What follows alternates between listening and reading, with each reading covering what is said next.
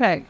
So, hello everyone. I am Madeline Crispell. I am, as of 11 months now, the curator of the Chicago Maritime Museum. Now, my background really is more generally sort of Chicago history. Worked at a bunch of different museums and cultural institutions all over the city. So, particularly interested in the history of transportation. When this job popped up on my radar last summer, it seemed like such a perfect collection and an interesting story to tell. And I have loved working at the Maritime Museum since. But I am curious. I have a question for all of you. Could I see a show of hands? Who's been to the Maritime Museum before? Okay. UASC used to have a meeting. We're still. Yeah. Oh, okay. All right. What do we have on that university speaker? Not a lot. Yeah. If our police wants nothing, we have a Zoom speaker, we can't get the people there to get justice. Putting all the stuff that is. So already this is a better percentage than I'm getting in most rooms in Chicago. And so thank you all for your support of the museum. But what I'm going to do today is take you on sort of a virtual tour for some highlights of the museum and talk a little bit about how scuba divers and scuba diving has helped out with our collection and with the stories we tell at the museum. And then I'm also going to dive into the history of these 5 paintings that are a recent acquisition that are going to be a centerpiece of our next temporary exhibition. So, for those who have not been there, the museum is in Bridgeport, just down the street from where the Cubs play at 35th and BC. Oh, God, did I say? No, we're just very close right now. They wish they were the Cubs, right? They do. I agree. Much. They're not going to let me on the bus tomorrow. So, you walk into the lobby of the museum and you see 3 different maps that represent different points in Chicago history, with people from those different points in history who will talk to you if you press their button. And, the question I always ask my school groups when we get in here is that, even though you notice a lot of changes, I have them list the things that are different on each of these maps from 1820, from the 1860s, and from 1933. I have them list all the differences and then ask them to list what they see that is similar.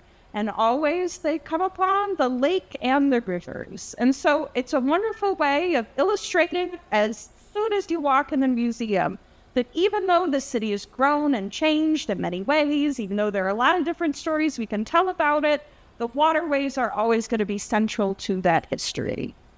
So you get a little peek in my office there in that second above that.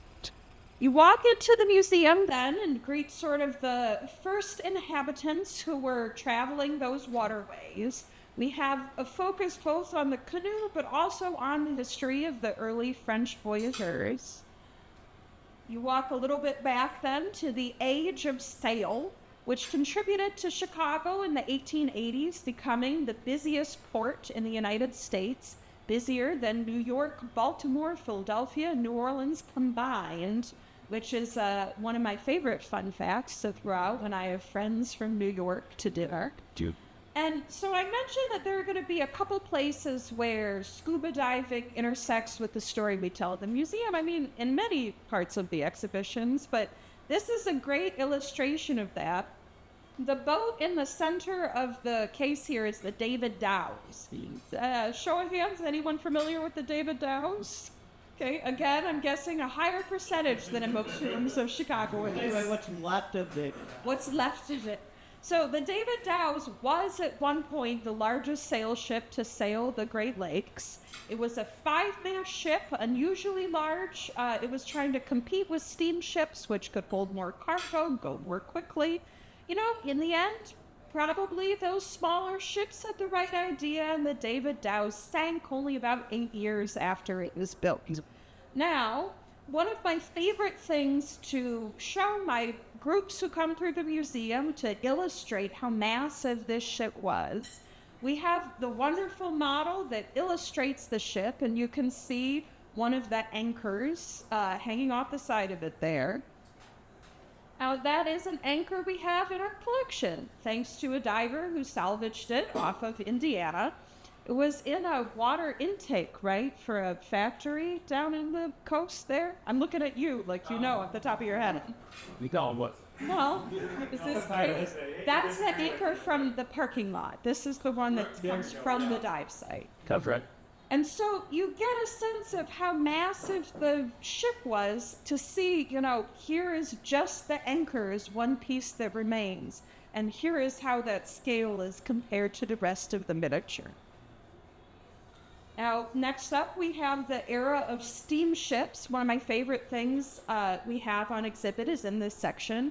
A bunch of postcards of different passenger steamers that sailed the Great Lakes. And I particularly love this because I always ask, when is the last time you sent a postcard of the airplane that you traveled somewhere on or the car that you road tripped in? I never. And so it's such an interesting illustration of how the journey, the ship itself, was a core part of that experience of travel beyond just your destination. But that leads us into sort of a darker side of that democratization of passenger steamer travel, of more steamers in the Great Lakes, and that is the Eastland disaster. Now, again, I'm more of us familiar with the Eastland disaster. Yes, quite a few of us. Now, I grew up in the Chicago area. I'm from Highland Park, which the Lady Elgin is, somewhat off the coast of. And growing up, we did not learn about the Eastland in my Chicago history class, in my Illinois history class. It wasn't something that I knew about until college, when I came back to the city and did a walking tour of a cemetery, as we've all done. And there were rows and rows of graves that all had the same end date. And so I particularly, appreciate this section of the exhibition because it is such an important chapter of not just Chicago history, but maritime history on the Great Lakes generally. I'm consistently amazed by how few people, like myself from the Chicago area, come through already having heard of the disaster. But I am showing it particularly to you divers because it has such an interesting example of early 20th century diving equipment.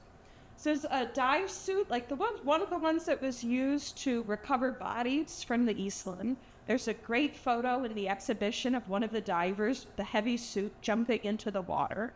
And it just brings this disaster home in such a unique way.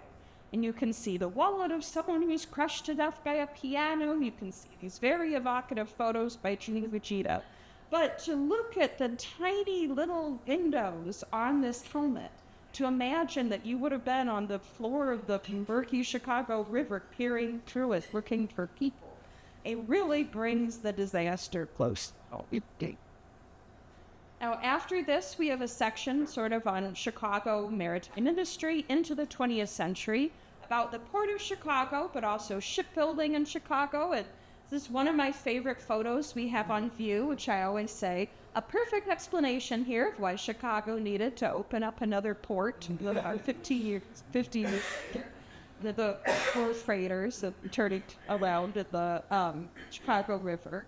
We have another model here, the first international ship to come down the St. Lawrence Seaway. And just generally, the models are one of our, most loved artifacts we have on display.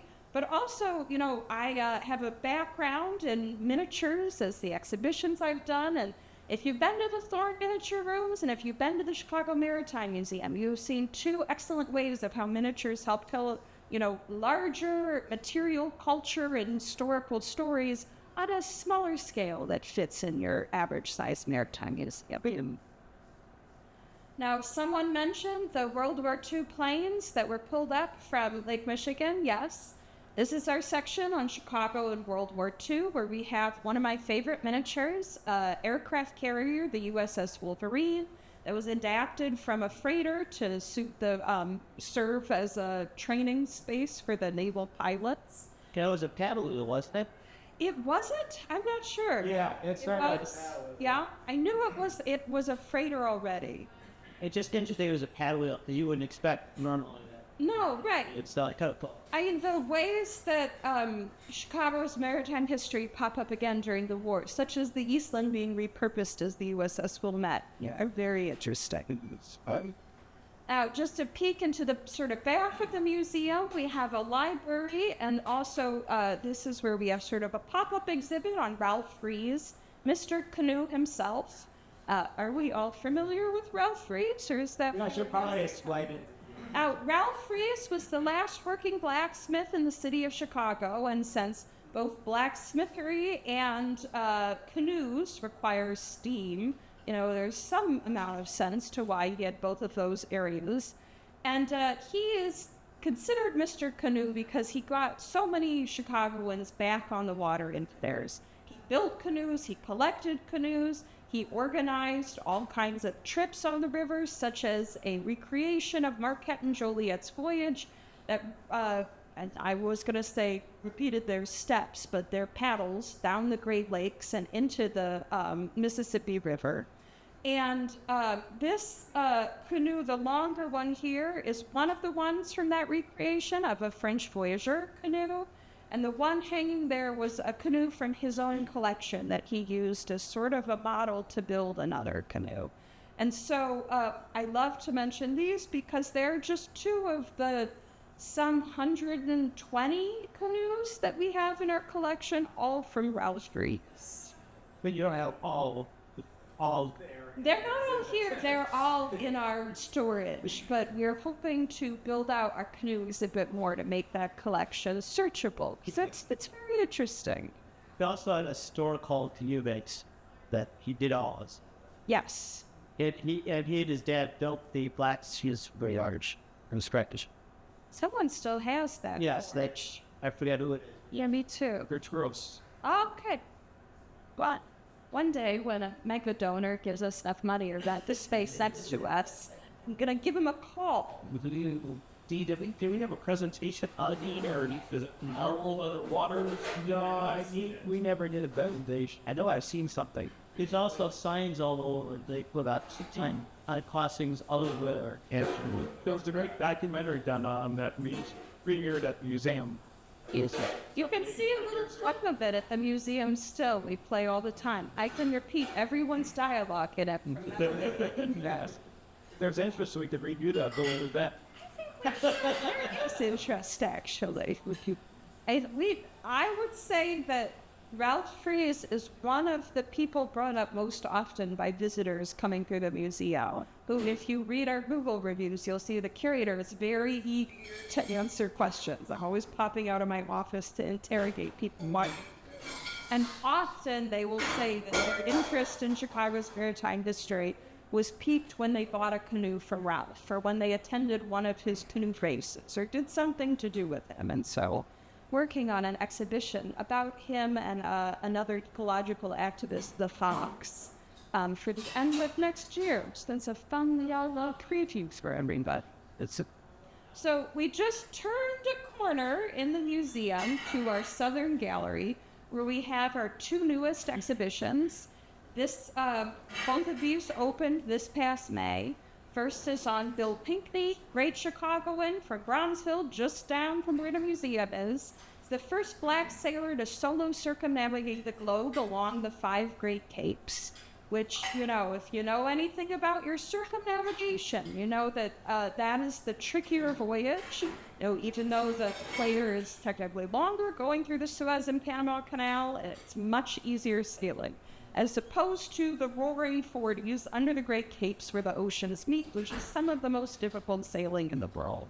You can follow along his voyage, but our sort of artifacts in this exhibition are a series of amazing short documentary films that were put together by the same filmmaker who made the documentary on Mr. Canoe, Ralph Reeves.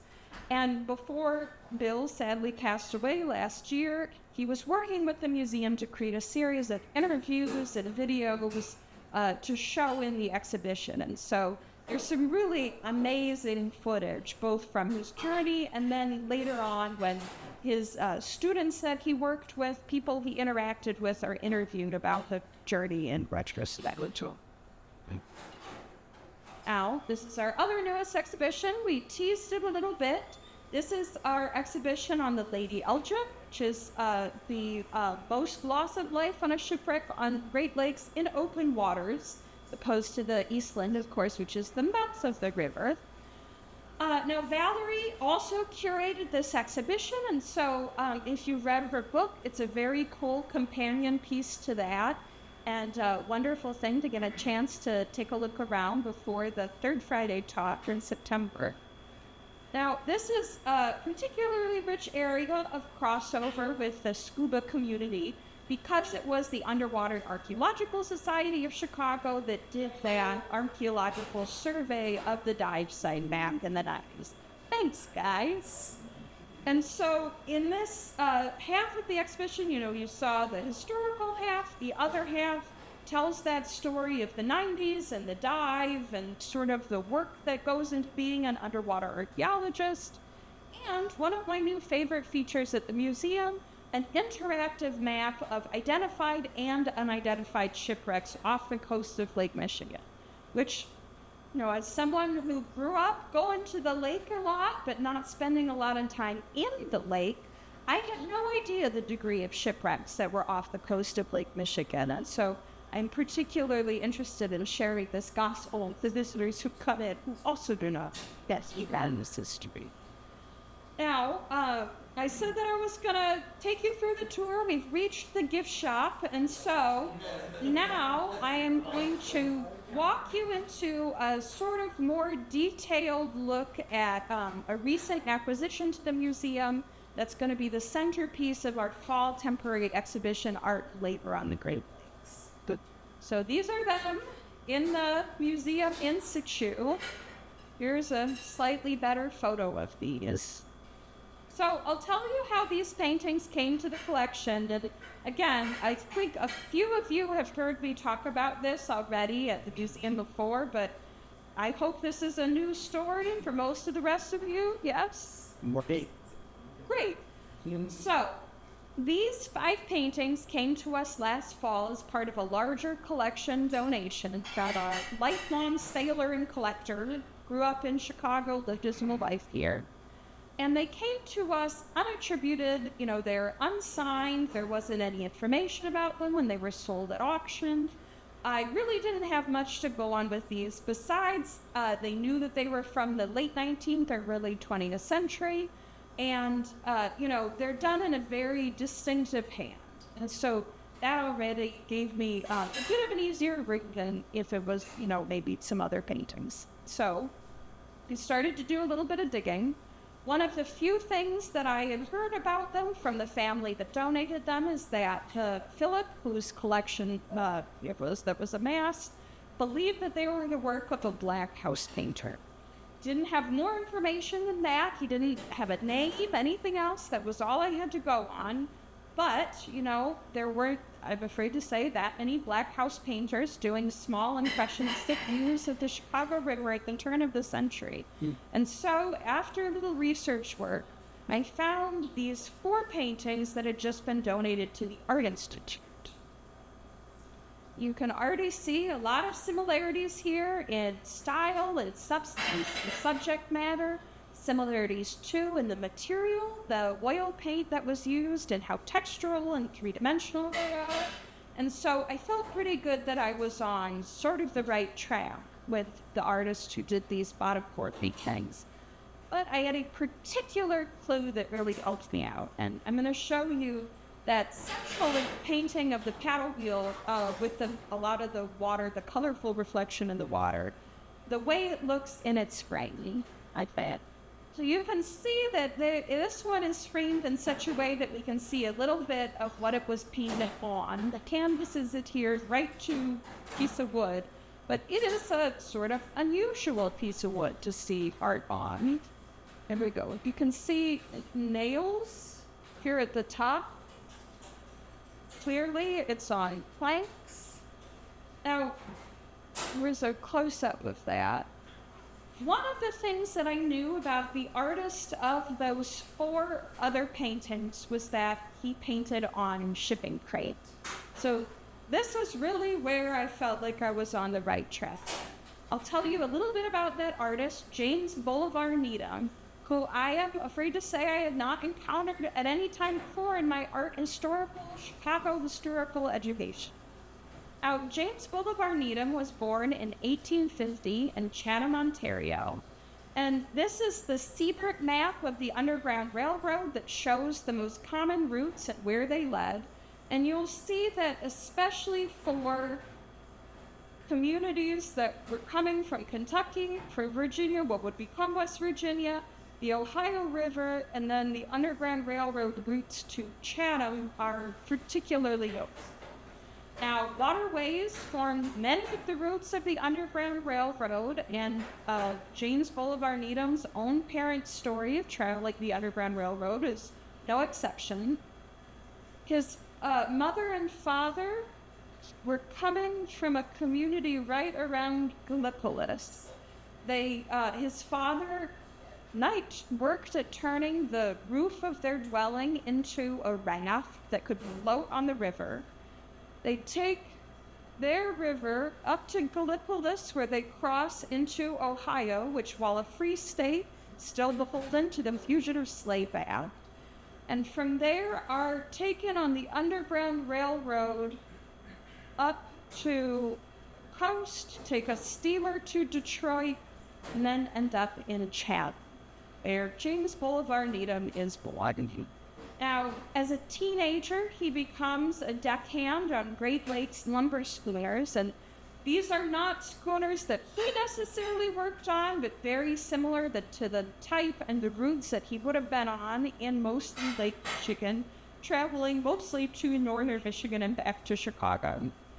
Now, in 1867, after the end of the Civil War, after the end of the Fugitive Slave Act, he settles permanently in Chicago. He would work different jobs as a porter at the hotel at the Carson Curry Scott building. He ends up as one of the painter-decorators of buildings at the Chicago World's Fair. And it's at some point during this time that he begins painting these small, jewel-like plein air views of the Chicago River. They are pretty small. Our largest, it's just about yay big. And they're very three-dimensional with a lot of textured paint. Now, I love how they look in photos, but they look even better in person.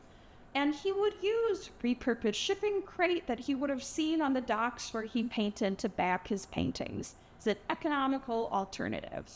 Now, he worked his entire life as a gardener, as a caretaker, or as a janitor, painting in the early hours of the morning or late at night. And so we see in his work a lot of really interesting sort of peachy skies, cloudy, overcast mornings and evenings. It makes sense that someone who spent time as a deckhand knew the docks as well as he did. Now, he does have a brief period in the 1890s where he's recognized by the city of Chicago and many leading people in the city at that time. Lorado Taft, the great Chicago sculptor who did the sculpture of the Great Lakes, the fountain that's at the Art Institute, and was also the head of sculpture for the Chicago World's Fair, was a particular proponent of Needham's and includes several of his work in different exhibitions done by the Central Art Association, who's a group trying to promote Midwestern and local art. Now, in Chicago's Inter-Ocean newspaper in 1895, the art critic called him one of the greatest artists working in that day, and gives sort of a snide eye towards the coast, saying that the New York art critics couldn't believe that such a talented artist was coming from Chicago, was painting the Chicago River, and worked as a house painter, and that the much less pretentious Chicago art critics, of course, could see the value in art coming anywhere.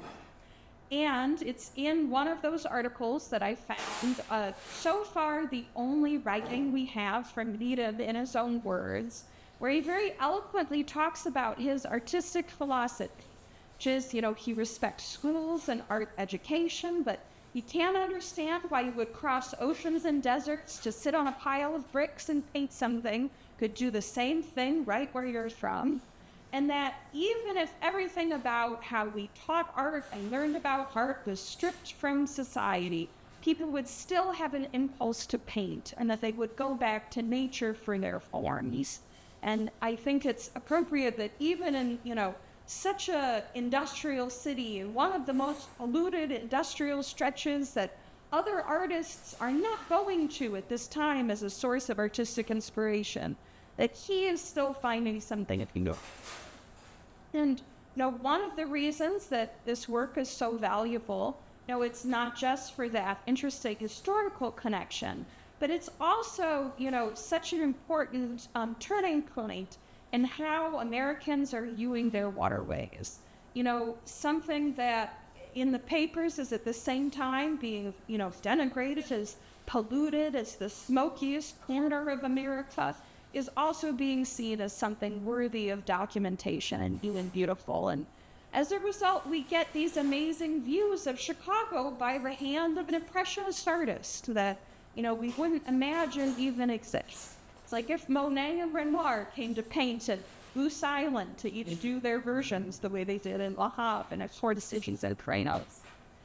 Now, we're always learning new things about these paintings. Like I said, they just came to the museum this winter. I've been doing all kinds of research. Something I noticed more recently when we reinstalled these paintings to be part of our exhibition and to celebrate our confirming our attribution as James Boulevard Needham, is that this one was altered at some point by the artist. And you can see still the remnants of some of the rigging, see right up here, that were originally some other kind of ship or view of the river. We know that he was someone who was never happy with work, who had 4 or 5 paintings stacked up everywhere he was.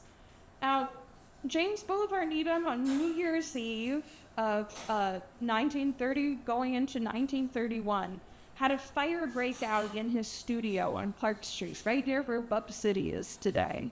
And he would inhale enough smoke that a couple months later died of what's written on his death certificate as pulmonary tuberculosis, directly as a result of him trying to save his paintings. Now, there are a couple Chicago collections besides ours. There are 4 at the Art Institute as a result of that recent donation. There are 18 at the Chicago History Museum. But besides ours, they're not being exhibited very often. And so I'm passionate about getting this story back out there.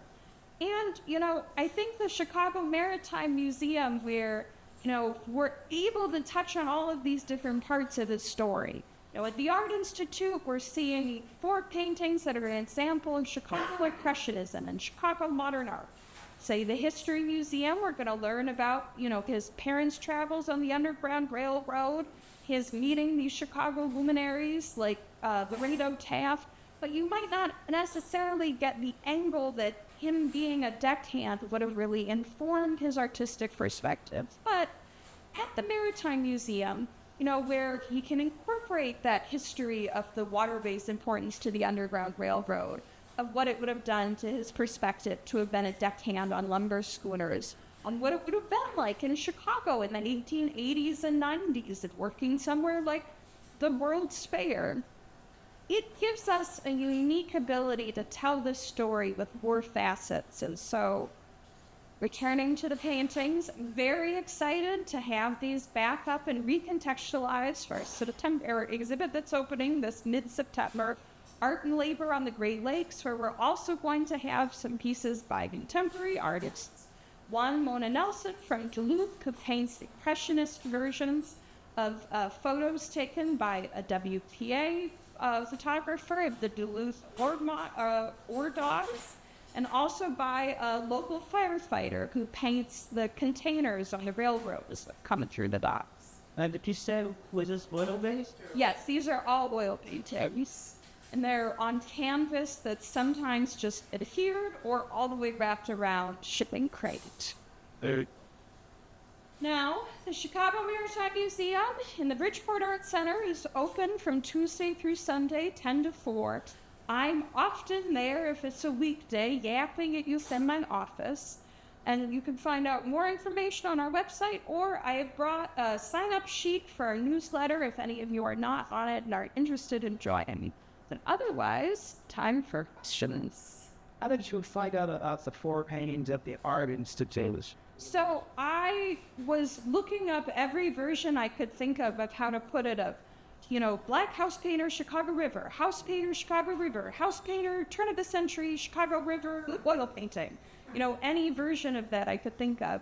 And eventually found my way to a catalog entry as part of the M. Christine Schwartz collection.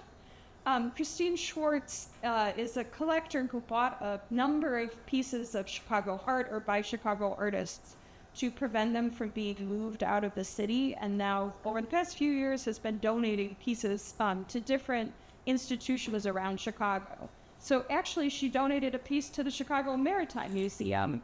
Albert Fleury, he was a French impressionist who painted a view of Poseidon that's much more stylistically formal and clearly shows the hand of a classically trained French, Beaux-Arts Academy artist. She donated that to us. She donated those 4 paintings to the Chicago History Museum. To the Art Institute. And so as a result, I was able to connect Wendy Greenhouse, who was the curator of the Chicago History Museum and who was around when the paintings were first acquired by them. So she sent me her research files. I sent her my research files. And happily enough, there wasn't that much overlap. And so, we, like I said, are still learning more about him all the time. You were saying they were signed. Well, so he signed maybe 1 or 2 pieces ever. And those were probably the pieces included in exhibitions, but otherwise he was really just painting for himself. So the way his work is identified, the way we are identified ours, is on the backs of his paintings. He has a very distinctive red painted diamond shape. And in that, he always has the dimensions. And then sometimes you also see the date, the location, the boat that was being painted. And so all 5 of ours have that distinctive red diamond shape with the dimensions. And 3 of them have the dates too. So they are all right around the turn of the century. So some of these identified vessels? No, none of ours, unfortunately. Although, you get the sense that he definitely was painting particular ships. It's not necessarily the Impressionist painter who's painting a ship. There's a level of detail that I think reflects his time working on the docks and on the ships. And so I would like to be able to identify some of them eventually. I have Dante working on it. What's the writing on the one on the boat? I can't really read it. It's Snyder Carts, maybe, but if any of you are able to make it out better than I can, or if any of you recognize a ghost sign along some stretch of the Chicago River that says something like Snyder's Carts, let me know. So the 4th one that's unfinished, right? This one? It's, it's hard to say what's unfinished and what's him working in different sort of impressionistic modes. Some of the earlier pieces, which we don't have in our collection, but some of the pieces from the late 1880s, early 1890s are sort of much more kind of formally detailed. This one could be unfinished, and the fact that there has been some kind of alteration suggests that. It throws me off, this one particularly, because the masts are straight up and it looks like the ship's leaning. Right. But I'm not sure about the bow. So it's almost like it's cut off. Right, this has been painted over something else. Maybe. Sounds like this is not finished, or wasn't it? But I think he would have said none of them are ever finished. Yeah. And, his studio is described in his 1931 obituary by a journalist who had become close to him through knowing some of the other artists who lived in the building. And he does describe it's just boxes and piles of the paintings. And, there's a numbering system on some of them that I can't really figure out because it's not chronological. But, there are still kind of more questions than answers at this point. I have an idea how many paintings he actually did. None. So the description of his studio before the fire, it sounds like there were hundreds. Mm-hmm. Since then, there have been, now counting ours, maybe 30 some that have been identified. Part of my big push here, this family had these 5 paintings for years and had no idea that this artist was behind them. And I wonder how many other people have in their office or their home a small impressionistic view of the Chicago River that they thought, it doesn't have a signature. It's not worth anything. It's got some weird numbers on the back. I don't know. Yeah. So I'm hoping that some of the promotion we're doing, this new exhibition, is going to mean that a lot more of these are going to turn up. Since we don't know how many survived the fire. We don't know how many are up there.